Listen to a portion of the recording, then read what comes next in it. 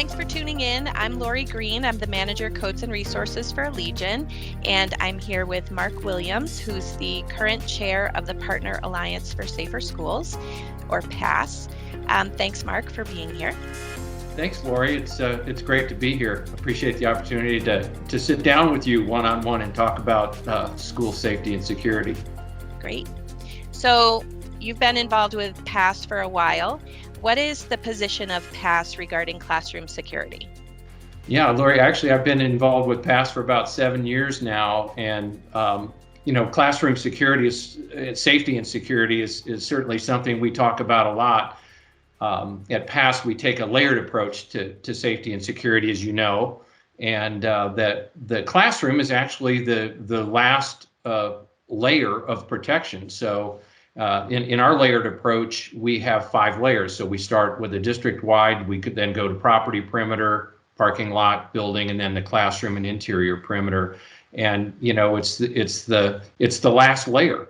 So it's extremely important to us. And what we want, what we're trying to do is deter, detect, and delay adversarial behavior at every one of those layers, with classroom being the last layer. So think about it kind of as peeling an onion, that you bypass these layers and you provide elements or components of protection in each one of those layers. But classroom is it's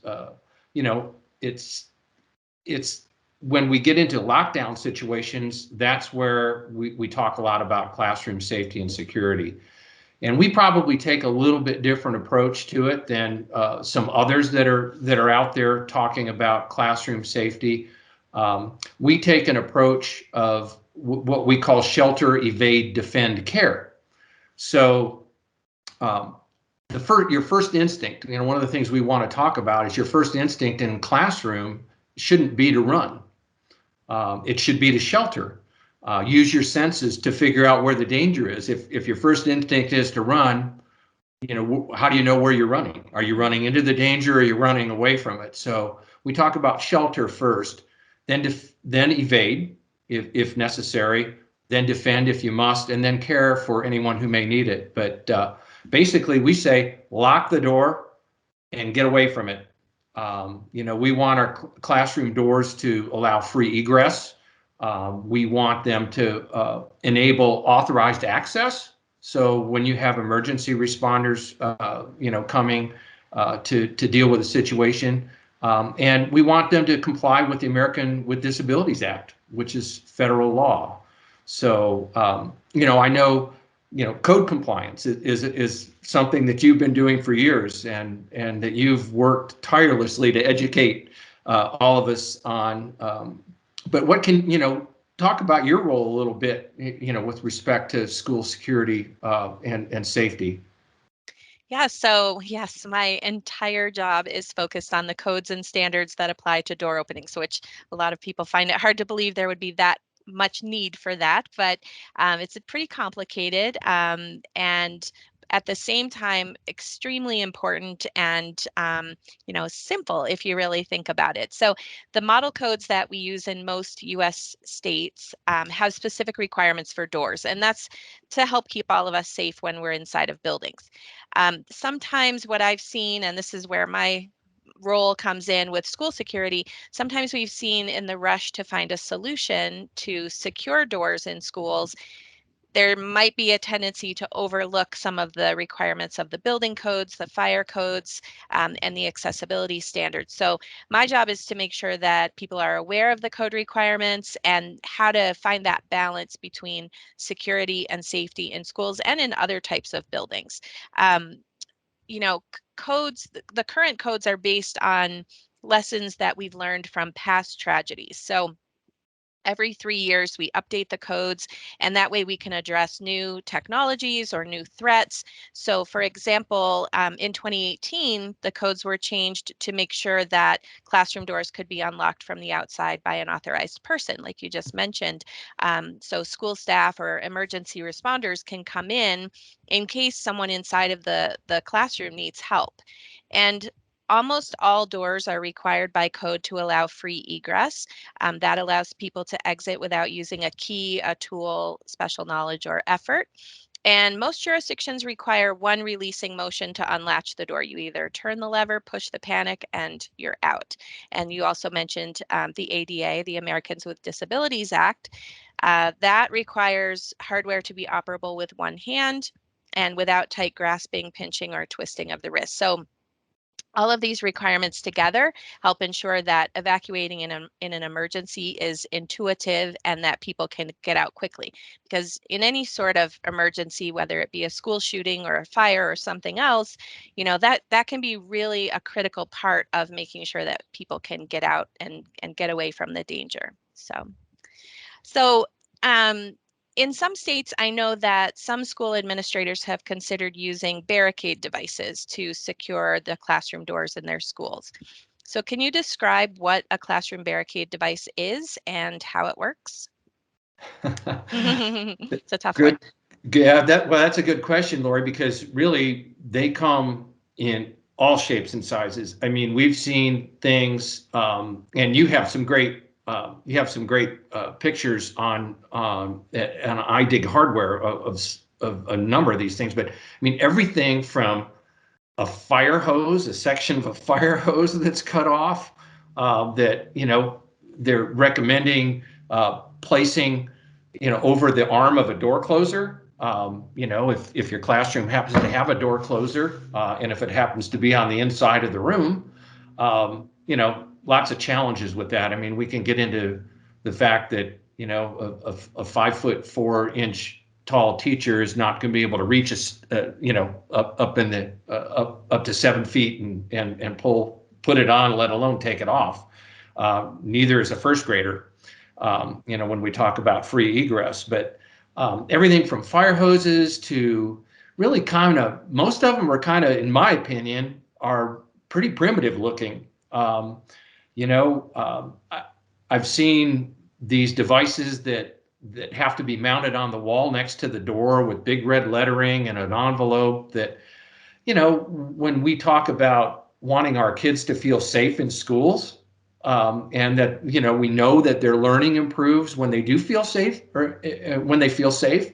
Why do we want to put some device up in the front of the classroom next to the door that says, geez, I think it just flashes danger, in my mind and in the minds of a lot of the school psychologists that we've talked with. But we know some of them mount down and latch down into the floor. They lock into the door. The exit device manufacturers figured out a long time ago with vertical rod devices that let's figure out a way we don't have to latch these things into the floor. When I was in the industry and calling on hospitals and schools, they called the strikes in the floors dirt catchers. And you've got a 7-foot wood door that moves, with the environment. So does it align? Does someone know how to put it in or take it out? Can you actually access it from the outside? If you needed to get into the room. Most of them have been developed by people who don't understand door hardware, don't understand life safety codes, don't understand fire codes, don't understand federal ADA law. And they don't understand the testing and the rigorous testing that happens with door hardware. The stuff that you talk about on iDig hardware, Lori, where the testing that a lot goes through in many different ways. So I think that when we talk about barricade devices, it's difficult to talk about it without thinking about the unintended consequences of using them as well. So, what happens if the danger's inside the room? I think that barricade devices, it's hard to describe because there's so many different ones out there. And, the other thing I think is interesting, Lori, is when you look at a lot of them, I sort of harken back to days when I was specifying hardware, and you get into some of these outbuildings where you're using a cane bolt or something like that. Well, that hardware has existed for years and years, and a lot of these barricade devices are no more than kind of glorified devices that have already been out there that are manufactured by responsible manufacturers who understand the codes and who understand where and when those things should be used. So, you know, maybe, you know, could you talk a little bit about, you know, refresh my memory on, you know, the current codes and, you know, do they allow for classroom barricade devices? Yeah, sure. So the codes outline, like I said, the codes outline what's required for safe egress. And a lot of the barricade devices that have come onto the market in recent years don't meet those requirements. There are some retrofit security products that do comply with the codes. So it's important when you're looking at a product, and you can kind of go down the checklist of all the code requirements and see whether that method of securing the door is going to meet all the criteria for safety as well. In some states, state legislators have created laws to change the codes, uh, often without fully understanding the impact of those changes. And this has been pretty problematic because it's very inconsistent, and it also can undermine the safety and the evacuation aspect of the codes. We've also had some law enforcement officers who have recommended barricade devices, you know, thinking about the security and how do we make sure these doors are secure and will, you know, keep the assailant out. But actually, there have been some school shootings where the doors were barricaded by the shooter and law enforcement officers could not enter, and some of those were fatal incidents.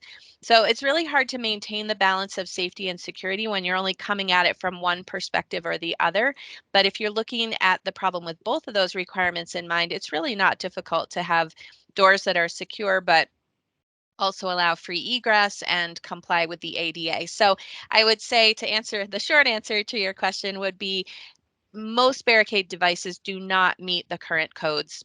The requirements are all laid out very specifically, and you know, the intent is for free egress, and a lot of the barricade devices prevent free egress. So, you know, it's important to look at it in detail. Yeah, can you talk a little bit about, I'm sorry to interrupt, Yeah. you know, some of these devices require altering existing hardware or existing doors that may be fire rated.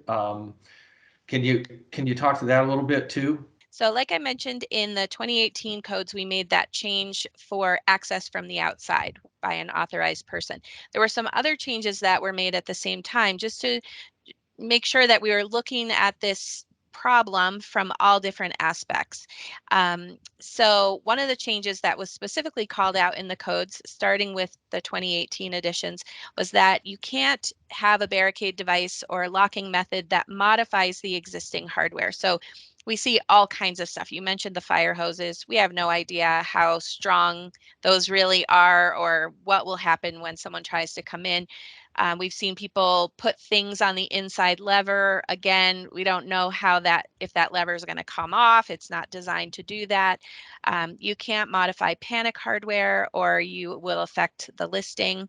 And then also with fire doors, every component of a fire door assembly has to be listed for that purpose. So if you take something else and add it to the fire door assembly, you could potentially void the label on the assembly.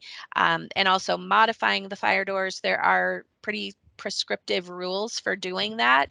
You can't just go and start drilling holes because it could affect the integrity and the performance of the door. So all things to be careful of when you're looking at retrofit products for security. There was a school shooting in Michigan last November, and afterward, there were some news articles about how barricade devices helped protect the kids during that shooting. It was actually pretty widespread. So, what do you know about that situation? Um, I'm glad you brought that up, Lori. What we don't know anything about it really. You know what happens in those events when you have a school shooting is there's what's called an after action report, and that is usually done by an independent third party that goes in and takes the situation apart piece by piece, detail by detail, and they produce what's called an after action report. Um, it's interesting. You look at, and these take months to years to complete. So you may remember the shooting in Frisco, Texas, I think that happened in 2019, if I'm not mistaken. There still isn't an after action report because they don't produce those generally until after any assailant has been charged and tried. So we don't know what happened. And we have on our advisory council, on our board, we have Michelle Gay from Safe and Sound Schools. Michelle's daughter, Josephine, was murdered at Sandy Hook. We have Noel Glacier, whose son was at Parkland, and Max Schachter, whose son was murdered at Parkland. And if you talk to them, they'll tell you most of what came out immediately after those events was not true. So, the bottom line is we don't know what happened there. We don't know if, we know that barricade devices were in the school. We know that, but we have no idea if they came into play at all in securing a classroom door or keeping a shooter out of a classroom. We have no idea if that shooter breached a locked door through the lock. I mentioned Parkland and Sandy Hook. I think that when you look at their tragedies, their horrific, horrible tragedies, neither one of those school districts resorted to barricade devices in the aftermath of what happened. And I think that speaks to the fact that they really looked into what they needed to do to make sure their classrooms were safe and secure, and make the best decisions for the overall safety and security of their kids and the staff.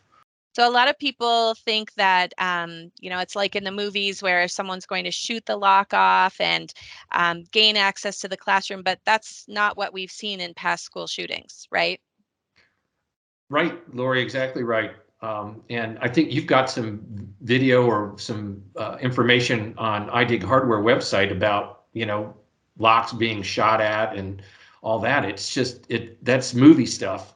The Sandy Hook Commission determined in their after action report that there's not one instance of an active shooter breaching a lock on a classroom door. And I think that, the approach of so many of the barricade manufacturers, if you go to their website, it's guys in camo with masks on, running through the school, rattling door levers and shaking doors. And it's just, it's an awful way to try and sell a product when we literally have code compliant solutions that work already. If you don't have the right function locks on your doors, if you have the old classroom style locks where you have to go out into the hall to change the condition of the outside lever, retrofit a classroom security lock on it, or an office function lock, or a storeroom function lock, sort of to our earlier conversation about whatever the local jurisdiction it will permit you to do. So yeah, you're absolutely right. It's movie stuff, and we have code compliant solutions that work. Yeah, sometimes I've seen in some schools it's just been a matter of distributing keys and having a plan and practicing the plan. What is our lockdown plan? So it's not always an expensive fix, to add security to the doors. So when we talk about barricade devices, we hear all the time, one of the arguments that we hear from the barricade device proponents is security is more important than fire safety or life safety because fires don't really occur in schools anymore. Is that true? Well, I'm glad you asked. So I've heard that argument often, unfortunately. The last school fire in the US where there was a high loss of life was in 1958. 92 kids and 3 nuns were killed in a fire at Our Lady of the Angels Elementary School. But because that happened so long ago, a lot of people think that fires don't occur in schools anymore. According to this surprises a lot of people. According to the National Fire Protection Association, there are between 4,500 and 5,000 fires in educational buildings each year. We don't see fatalities. We don't hear much about those fires because of the strength of the codes and the enforcement. Most schools have sprinkler systems now, along with fire alarms, and there are fire drills that are mandated so everyone in the school knows how to evacuate. But the fires are still happening.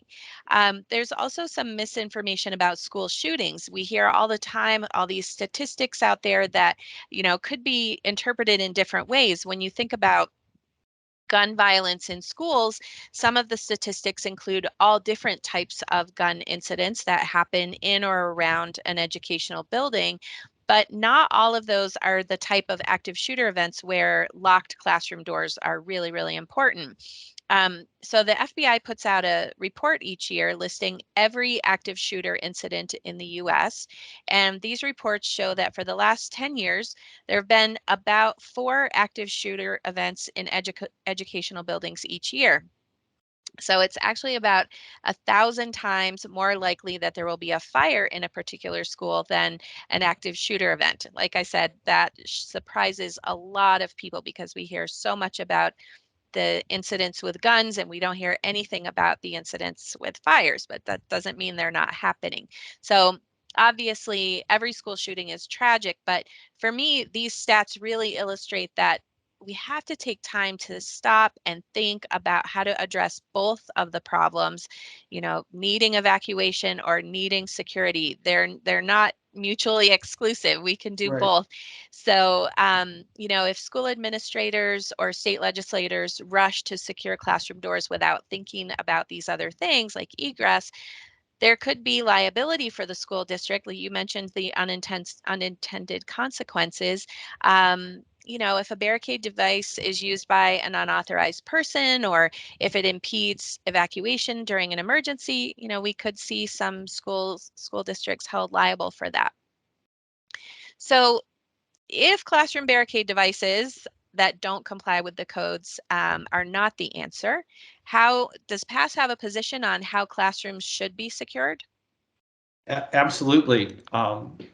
The guidelines, we talked specifically about some of the policies and procedures around how do you secure a classroom.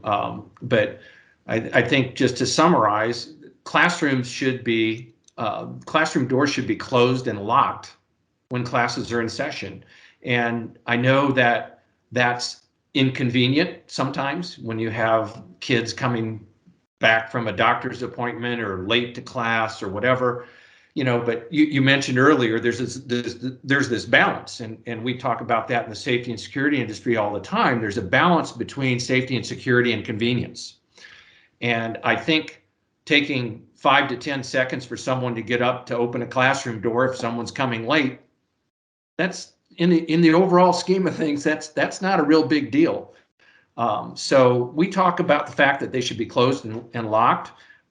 We, in our tier 1 requirements in the guidelines, we talk about if there's lights in the door, they should have some sort of security film on them. That keeps the glass in the opening. Again, kind of go back to deter, detect, and delay. It's not going to stay in there, if someone's going to stand there and work on it for a minute and a half to 2 minutes, but that's not real, when we have these events are happening. So that just provides a little additional safety. If there's a side light, the same thing. But lock your doors. have a lock set on the door that can be locked from the inside of the classroom. Make sure it's a UL listed and tested lock, that it's installed properly. You want to, some locks have indicators on them so you can see readily from anywhere in the classroom what condition the lock is in. You want to check with your local authorities having jurisdiction or hardware consultant or security consultant because the mileage varies state by state. I live in Colorado. Colorado doesn't allow storeroom locks on classrooms. And I've had several lively conversations with the fire marshal about that, but he has some pretty good reasons for why he feels that way. And in Colorado, we need to have push button locks. So anybody can lock it from the inside of the classroom. So entrance function or office function type locks. It's interesting when schools are practicing lockdowns here. I've had the opportunity to attend some of those practice sessions, lockdown practice drills. And they're teaching first graders and kindergartners, how to go. Each one of them goes up and pushes the button on the lock. So it's, you practice, plan, prepare, and practice. But just make sure that you're in compliance with and understand what your local jurisdiction rules are, because you can go from security classroom locks to office function locks to storeroom locks, depending on where you are. But lock your doors. And we talk about, you also hear a little conversation about barricading doors. I mentioned earlier, I think the first question you asked me, part of my answer was, lock the door and get away from it. If you've got a lock on the door, don't take time to put furniture up against it and all that. It impedes any emergency responders getting there. Plus, it puts you in danger. One of the articles, and I actually heard the county sheriff talking about this in Oxford. They found a bullet in a trash can inside the room. They were barricading the doors, and the shooter shot through the door. So if you're in front of the door trying to barricade it, you're in harm's way. So we say lock it, get away from it. But just make sure they're code compliant and comply with ADA laws and your local jurisdictions. So. Yeah, I'm glad you mentioned the glazing, the glass, because people think that maybe a lock isn't enough, won't protect them. Someone will shoot the lock off. That really we haven't seen that happen in school shootings.